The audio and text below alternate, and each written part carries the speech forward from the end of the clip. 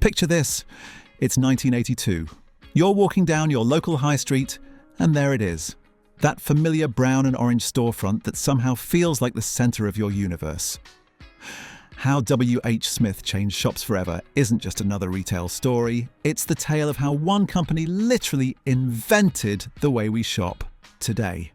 Did you know that before WHSmith pioneered the railway station bookstall, buying a newspaper meant finding a street vendor or waiting for home delivery? But here's what nobody tells you. The company that taught Britain how to read nearly destroyed itself chasing digital trends in the 2000s. The twist? While everyone thinks Amazon invented book retailing innovation, WHSmith was already perfecting the captive audience model when Jeff Bezos was still in nappies. Remember those gloriously garish brown and orange WHSmith stores of the 70s and 80s? They were absolutely everywhere, weren't they? More than just shops, they were cultural institutions where you'd queue for your Smash Hits magazine, desperately hoping they hadn't sold out of the one with Duran Duran on the cover. This was peak WHSmith, when they dominated British retail with over 1,000 stores across the country. The thing is, WHSmith in the 80s wasn't just selling you a Mars bar and a copy of The Sun. They were pioneering something revolutionary, the art of the impulse purchase. Those strategically placed sweets by the till, they perfected that. The way magazines were displayed at eye level, their speciality, even the concept of having a back-to-school section that appeared like clockwork every August. WHSmith turned this into an art form. What made them truly special was their dominance of the commuter market. By 1985, if you wanted reading material for your British rail journey, you essentially had one choice: the WHSmith kiosk on the platform. They held contracts with British Rail that gave them exclusive or near-exclusive rights to operate bookstalls in major stations across Britain. This market position was so strong that it attracted regulatory scrutiny on multiple occasions. The 80s also saw WHSmith expand their publishing efforts significantly. Not content with just selling books, they developed their own imprints and exclusive editions. Those distinctive hardback classics with the gold lettering became a middle-class status symbol. Having a shelf full of them was basically the 80s equivalent of showing off your cultural credentials. Here's your first chance to hit that subscribe button if you're enjoying this trip down memory lane. And trust me, the story gets even wilder when we travel back to Victorian times in just a moment. Let's rewind to 1792, when Henry Walton Smith and his wife Anna opened their first small news vendor business in London's Little Grosvenor Street. They were essentially creating the template for modern chain retail from scratch. The business started as a simple newspaper round that Henry walked himself, but it would grow into something extraordinary. The real transformation came with their son, William Henry Smith I, who took control in 1820. By the 1840s, he'd spotted an opportunity that would revolutionise British retail: the railway boom. In 1848, he negotiated the right to open a bookstall at Euston Station, not Paddington as often claimed, and this single decision changed everything. Think about the genius of this timing. Victorian Britain was experiencing unprecedented railway expansion, and suddenly thousands of people were spending hours on trains with absolutely nothing to do. Smith realised that a captive audience with time to kill represented an entirely new market. Within 20 years, WHSmith had secured bookstall contracts across the expanding railway network. But here's the fascinating bit: William Henry Smith. The second didn't just run bookshops, he entered Parliament, became First Lord of the Admiralty, 1877 to 1880, and later served as leader of the House of Commons. Gilbert and Sullivan famously satirised him in HMS Pinafore as the ruler of the Queen's Navy who'd never been to sea. Imagine if the CEO of Waterstones became Defence Secretary today. That's essentially what happened. By the early 1900s, WHSmith had become so integral to British publishing and distribution that they could effectively determine which books succeeded. They controlled not just retail outlets, but also wholesale distribution through their extensive network. If WHSmith's buyers decided your novel wasn't worth stocking, you faced an uphill battle reaching readers. Their circulating library service, launched in 1860, became a parallel system to public libraries. For a subscription fee, members could borrow books from any participating WHSmith store. At its peak in the 1930s and 1940s, this service had hundreds of thousands of subscribers, making WHSmith one of Britain's largest librarians, though the service would eventually close in 1961 as public libraries expanded. The company's influence extended to moral gatekeeping. When they refused to stock certain titles they deemed inappropriate, it could effectively ban those books from mainstream distribution. This power was demonstrated during various censorship controversies throughout the 20th century, though they generally framed such decisions as responding to customer preferences rather than imposing censorship. The 1970s brought WHSmith's next masterstroke. As air travel democratized, they recognized airports as the perfect captive market, even more so than railway stations. Opening stores in airports, starting with Heathrow, seemed risky initially. Who would buy books and magazines when rushing to catch a flight? The answer was practically everyone. Airport retail became a goldmine. Travelers with time to kill, no alternative shops, and a psychological readiness to spend. You're already splashing out on a holiday. What's another? Tenner on a paperback. Made these outlets extraordinarily profitable per square foot. But WHSmith didn't just transplant their high street model into airports. They created the travel essentials concept we know today. Suddenly, travel adapters, neck pillows, and miniature toiletries appeared alongside traditional books and magazines. They essentially invented the modern airport shopping experience, for better or worse. Speaking of controversial decisions, wait until you hear about WHSmith's transformation in the modern era. But before we get there, make sure you're subscribed, because this channel digs up the stories about British brands that nobody else is telling you. The late 1990s and early 2000s marked WHSmith's most challenging period. As the internet transformed retail, WHSmith made several strategic miscalculations. Rather than embracing online book sales early, they doubled down on physical entertainment media, DVDs, CDs, computer games, just as these formats were about to be disrupted by digital distribution. Their belated attempt at e-commerce launched with significant technical problems. The online store struggled with functionality issues, user experience problems, and integration challenges with their physical stores. After substantial losses, they essentially retreated from serious e-commerce competition, ceding ground to Amazon and other online retailers. The company's share price suffered significantly during this period, falling from peaks in the late 1990s to concerning lows by 2003. Stores began showing their age as investment in refurbishment was cut back. The company that had survived 2 world wars and numerous economic crises faced existential questions about its future. Kate Swan's appointment as CEO in 2003 marked a pivotal moment. Rather than trying to compete with Amazon or revitalize the traditional retail model, she pursued a radically different strategy. Focus ruthlessly on profitable locations where customers had limited alternatives. This meant accepting, even embracing, that WHSmith would never win customer satisfaction awards. Instead, they would maximize profits from travel locations, hospitals, and other captive markets. Prices in these locations increased significantly, while investment in traditional high street stores decreased. The strategy proved financially successful. Despite consistently poor customer satisfaction ratings, profits recovered and grew. The share price rebounded strongly. By the time Swan departed in 2013, WHSmith had been transformed from a struggling traditional retailer into a profitable, if unpopular, convenience operator. The numbers tell the story brilliantly.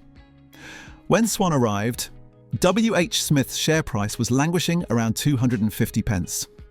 By her departure a decade later, it had climbed to over £1,100, a more than 4-fold increase that outperformed virtually every other traditional retailer during a period when high street names were dropping like flies. She achieved this while actually closing stores. The estate shrank from around 750 UK high street stores to roughly 600, proving that sometimes less really is more if you're targeting the right locations. Her philosophy was simple, but brutal. We're not trying to be John Lewis. she once said in an interview, acknowledging that customer service wasn't their priority. Instead, operating profit margins increased from around 5% to over 10% during her tenure, a remarkable achievement in retail. From 2010 onwards, WHSmith began incorporating post office counters into their stores, eventually operating over 200 such combined outlets. This partnership served multiple purposes. It guaranteed foot traffic, qualified them for certain subsidies related to providing essential services, and gave them a degree of protection from complete high street departure. However, this arrangement brought challenges. Staff trained in retail were suddenly handling complex postal and financial services. Queue management became problematic, with customers frustrated at waiting behind lengthy postal transactions just to buy a greeting card. Yet the arrangement proved profitable enough to continue expanding. The financial sweetener was considerable. The post office pays WHSmith an annual fee for hosting these services, reported to be in the millions, plus they share transaction fees. This guaranteed income stream provides a cushion against declining high street retail sales. More cleverly, it positions WHSmith as providing an essential service, making it politically difficult for landlords to force them out or for councils to oppose their presence. The arrangement has been so successful that WHSmith announced plans to have post office counters in the majority of their high street stores by 2025. It's a masterclass in corporate survival. Attach yourself to a government service that can't easily be removed, and suddenly your tatty shop becomes indispensable to the local community, whether they like it or not. Today's WHSmith operates on a bifurcated model. Their travel and hospital locations, where customers have few alternatives, receive the bulk of investment and generate most profits. Meanwhile, traditional high street stores often appear tired and understaffed, maintain more as legacy assets than growth drivers. The international business, particularly travel retail in airports globally, has become increasingly important. These international outlets often feature better fixtures and service than their UK counterparts, suggesting WHSmith can deliver better experiences when market conditions demand it. WHSmith's acquisition of online greeting card company Funky Pigeon in 2010 illustrated their continued struggles with digital innovation. Despite the platform's initial promise in personalised cards, integration challenges and strategic confusion led to disappointing results. The eventual sale of the business represented a significant loss on the initial investment, highlighting ongoing difficulties in adapting to digital markets. The Funky Pigeon saga is even more tragic when you dig into the details. When WHSmith bought it, Funky Pigeon was actually doing brilliantly.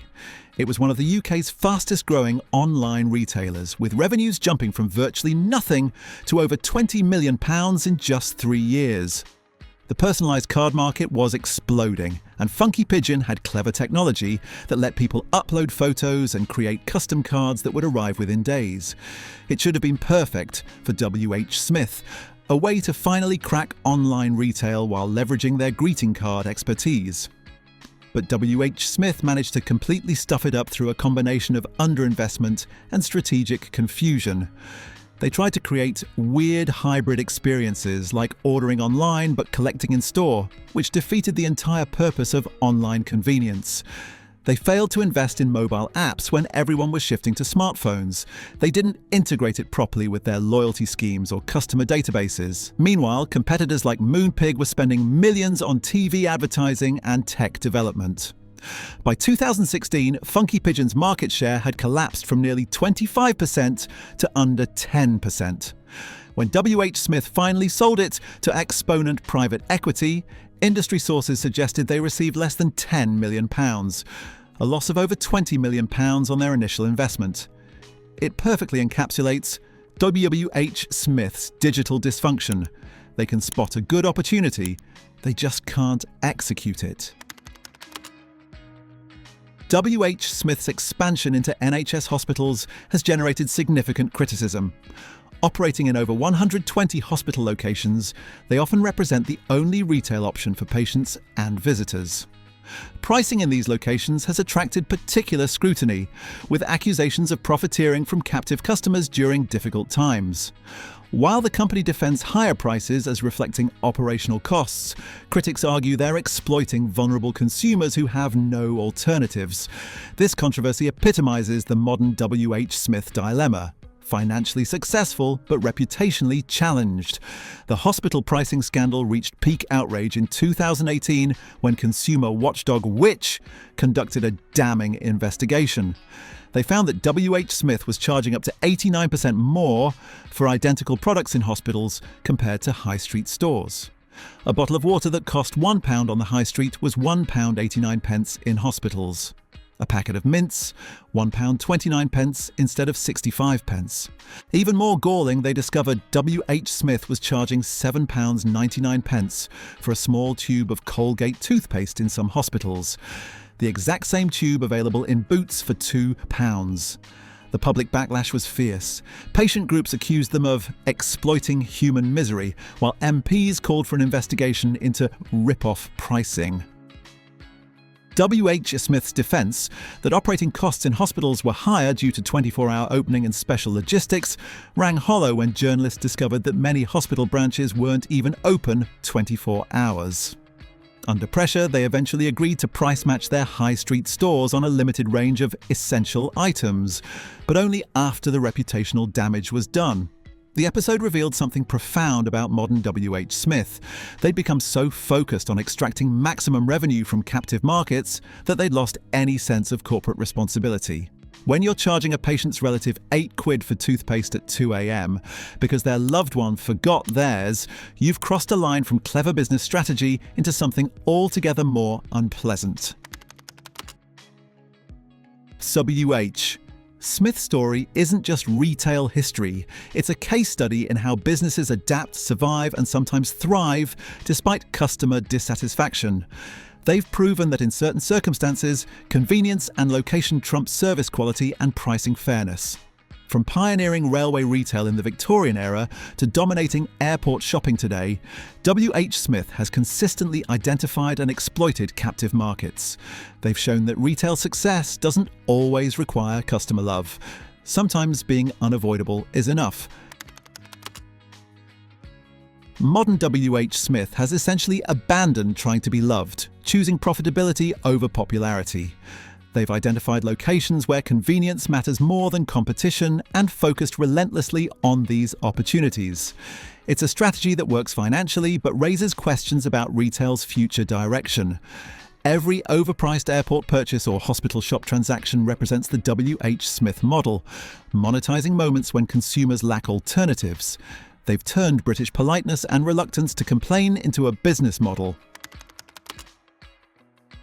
WHSmith genuinely revolutionized retail multiple times over their 230-plus year history. They created the railway bookstore model copied worldwide. They proved books could be impulse purchases. They demonstrated that retail could be about convenience rather than destination shopping. They pioneered the travel retail format, now ubiquitous in airports globally.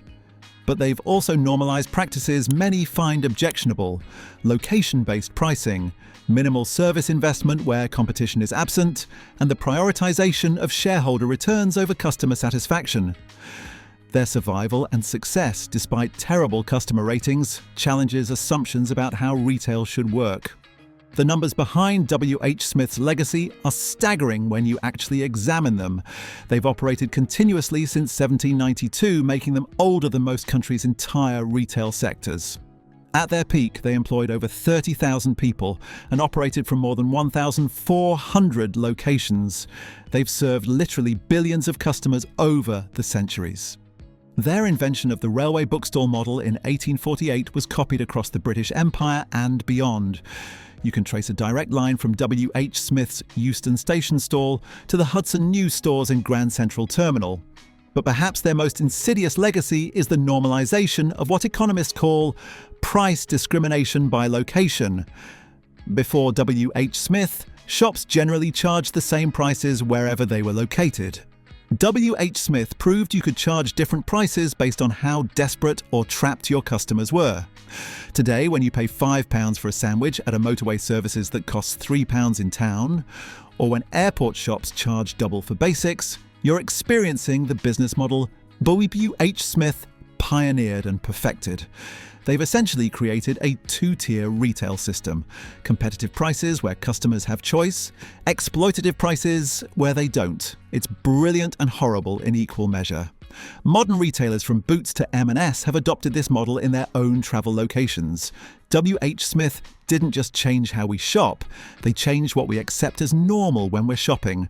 So there you have it, the absolutely bonkers story of how WHSmith went from Victorian innovation to modern-day monopolistic practices, somehow becoming more profitable in the process. If you've enjoyed this deep dive into one of Britain's most controversial retailers, make sure you hit that subscribe button and ring the notification bell, because this channel is all about uncovering the wild, weird, and sometimes infuriating stories behind the brands we all know. And drop a comment below with your worst WHSmith experience. I bet you've got one. And let me know which British brand you'd like me to investigate next. Until next time, remember, just because a shop's been around for 2 centuries doesn't mean it has to be any good.